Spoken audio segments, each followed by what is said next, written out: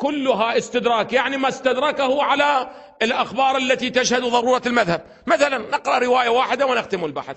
الأخبار التي في الأحاديث المحرفة التي تشهد الضرورة ببطلانها، وهي روايات صحيحة السند، منها قال رسول عن أبي جعفر قال رسول الله: إني و12 إماما من ولدي وأنت يا علي زر الأرض، يعني أوتادها وجبالها. هو 12 أولاده، وعلي بن أبي طالب واحد، ايش قد يصير المولان؟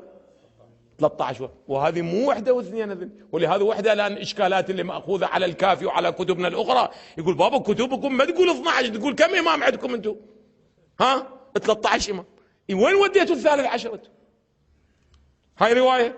الرواية الأخرى مولانا، الرواية المعروفة عن جابر بن عبد الله الأنصاري: دخلت على فاطمة وبين يديها لوح فيه أسماء الأوصياء من ولدها فعددت 12، آخرهم ماذا؟ المهدي، 3 منهم 3. هو ولد فاطمة 12 وعلي وظيفة على ايش قد يصير مولانا؟ هاي 13. وهكذا مولانا كم رواية صحيحة السند ينقلها، وها على هذا المنوال. والحمد لله رب العالمين.